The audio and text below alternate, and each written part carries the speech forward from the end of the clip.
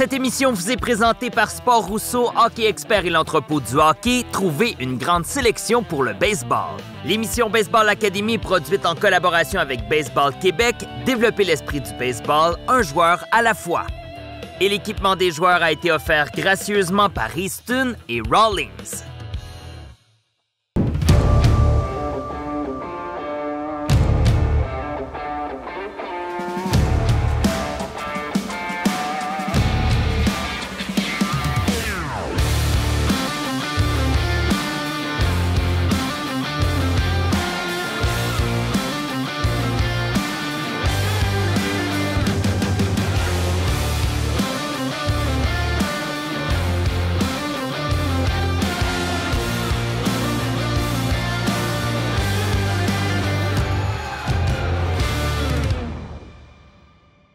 Salut les joueurs, comment ça va? Bien! On est déjà à la mi-parcours de Baseball Academy. Ça se passe à votre goût? Ouais! OK, cette semaine, on va travailler plus particulièrement avec Hugo, Alexia et Félixane pour la position de receveur. Puis je vous le dis, vous ne pouvez pas avoir un meilleur coach pour ça. Un peu plus tard, vous allez rencontrer le psychologue et vous vous souvenez, il vous a fait remplir un questionnaire à la maison. Ouais. Bon, là, il va analyser avec vous les résultats. On commence tout de suite avec Marc qui, comme chaque semaine, vous attend à l'intérieur pour votre programme d'entraînement. Depuis le début de l'émission, on s'est concentré beaucoup sur le bas du corps. Là, aujourd'hui, on va se concentrer sur le parcours du bâton. On a vu l'étape 1, on se rappelle, c'est le positionnement athlétique. L'étape 2, c'est le fameux loading. L'étape 3, c'est la séparation. Et là, on est dans l'explosion avec nos mains, le parcours du bâton. Là, c'est de comprendre, comme j'ai mentionné depuis le début, on cherche de la vitesse, exact. Alors là, c'est là qu'on la développe, notre vitesse. C'est là qu'on va la chercher, notre vitesse. Et là, le truc, c'est qu'il faut être court à la balle, mais longtemps dans la zone. Donc, on appelle ça court et long. Ça veut dire quoi? Si je disais court et long, on va se préparer. Donc, on est court à la balle. Autrement dit, une fois qu'on va avoir... On est loadé, c'est ça, on est prêt à s'élancer. On est court à la balle. Donc, ce mouvement-là est très vif, très rapide, très court. Mais après ça, on va être longtemps dans la zone de contact, en extension après le contact, et on finit haut. Il faut finir haut. Parce que si on finit trop bas, OK, on est court à la balle, puis si on finit haut, ça veut dire qu'on va avoir cassé les poignets, puis on va frapper un roulant faible de notre côté. C'est pas ça qu'on veut, n'est-ce pas? Maintenant, étape importante à surveiller, je vais sortir une balle. Lorsqu'on commence notre élan, on est court à la balle. Donc, cette étape-là, il faut que notre coude ici à l'intérieur, je puisse placer une balle, mais pas plus.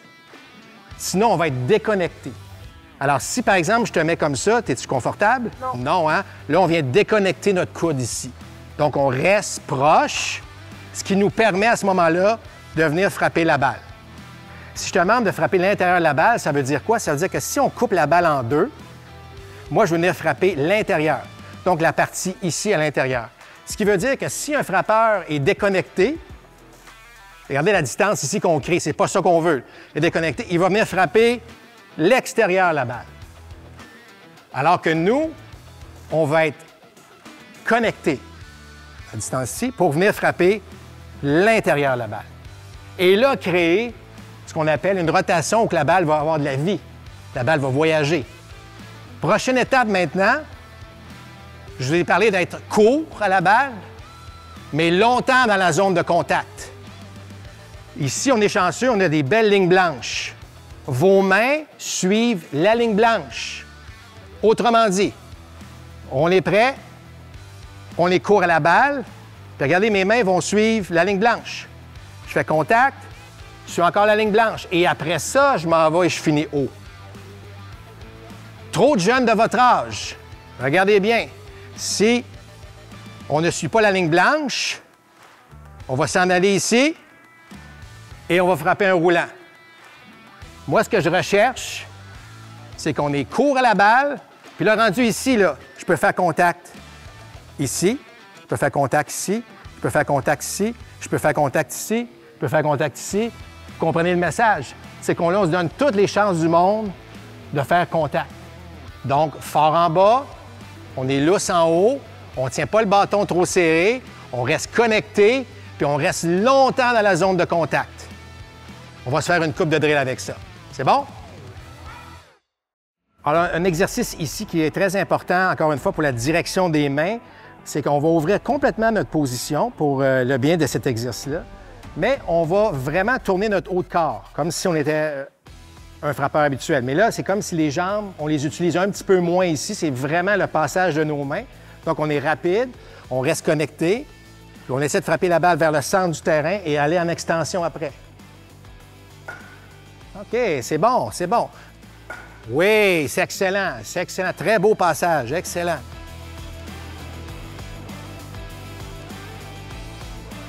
Et on a un bel exercice avec Louis ici. Si Louis est déconnecté, il va partir ici, puis il va être bien trop loin, il va venir toucher le filet.